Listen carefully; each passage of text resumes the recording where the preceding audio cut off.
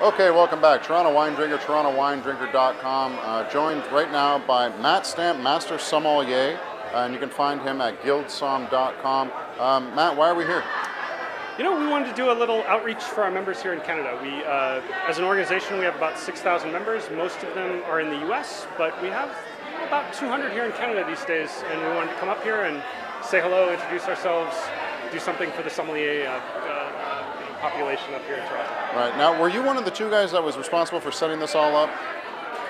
For setting up the Guild of Sommeliers. That's right. So Jeff Kruth, who is Master Sommelier and the director of the Guild, this is sort of his brainchild. He founded the Guild as a membership organization in 2009. It's existed in some form since 2003 as a scholarship foundation. We do give a lot of kind of financial and other scholarships to our members throughout the course of the year. Okay. But it was sort of Jeff's idea to create it as a membership organization, and I've created a lot of the content for that organization. Nice. Now, is this internet? I noticed that you said it was mainly based in the United States, but now obviously we're sitting here in Toronto. You've gone international, I guess? Yeah, we have.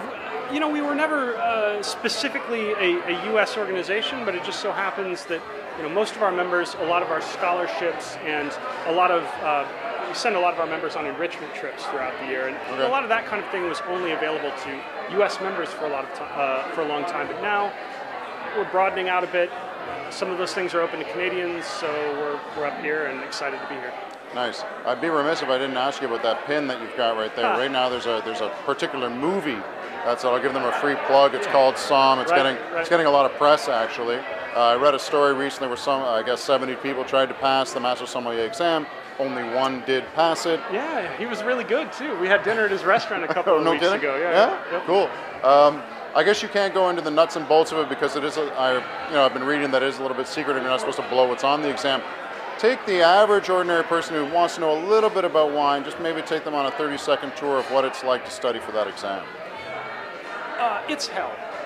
Yeah. No, okay. You know, when I was studying for the exam, I was working as a sommelier on the floor, first of the Farmhouse Inn and Restaurant, which is a great little restaurant in Russian River in California, and then at the French Laundry. And so particularly at the latter establishment, I was working, you know, sometimes 60, 70-hour work weeks, and then putting 20 to 30 hours on top of that into creation of guild content, and then trying to find time to study on top of that. So it's intense, and it definitely, you know, one of the things I think the movie portrays really well is the fact that if you want to do this exam and you are married or you have some sort of relationship with any other human being in the universe, like your dog, they're going to have to, you know, commit to this with you. Yeah. And I was very lucky to have a really understanding and supportive wife, and she sort of shepherded me through the process. Nice. When did you write the exam? When did I pass it? Oh yeah, I guess that does make a difference. Right? I think I read somebody took it 7 times and then finally passed it. Yeah, right? I took it twice, and I passed tasting my first go around, and I passed service and theory the second time. So I passed in 2011, actually with Jennifer Huther here in Toronto. Yeah. Nice. And I mean, that pin that you've got right there, you've got to be awful proud of that then. I mean, the sweat equity that goes into that. It represented a lot of work and a lot of determination, and I'm really proud to wear it. Nice. Now, the majority of people that are watching this are never going to write that exam. If you had some advice to the novice wine enthusiast of 3 things that you think that they should look to when they pick up a glass of wine, you want them to look for 3 things in it just to help their education along, what would those 3 things be? Sure. You know, I think looking at the structure of the wine and determining whether or not you like acid is an important sort of determination for you as a wine drinker. Oh wow. Okay. Acid for me tends to, you know, it's mouth-watering. It tends to make you want to go back for that extra bite of food. It cleanses. It's refreshing. And for a lot of sommeliers, they tend to gravitate towards acid-driven wines for those reasons. And a lot of sort of neophyte wine drinkers, I think, tend to go the other way and prefer wines that are a little softer and a little plusher. Okay. And so I think like just focusing on that sensation of mouth-wateringness and whether or not you like it is really important in determining sort of where you want to be in a wine style. Also, you know, big things like, do you like oak or do you not like oak? Do you want something that's, you know, a little lighter and more fruit-forward, or do you want something that's rich and driven by oak and toast and all those sorts of flavors? You know, those are 2 kind of important things to me and important things to communicate to your sommelier. Nice. People that are nervous about reading a wine menu, what's your advice to them?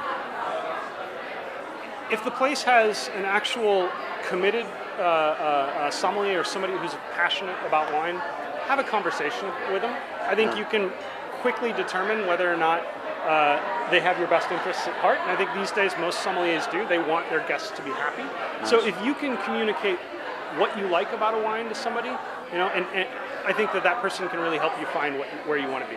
And don't be afraid to talk about price, put it out there. I think that a lot of people tend to worry that sommeliers are going to oversell or upsell them, and I think more often than not nowadays, the sommelier is your advocate in a restaurant, and they want you to come back.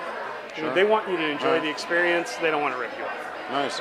Just to wrap things up, again, with theguildsomm.com, membership fees, people should go. Why should they go? Yeah, so I mean, we're an educational foundation and a membership organization.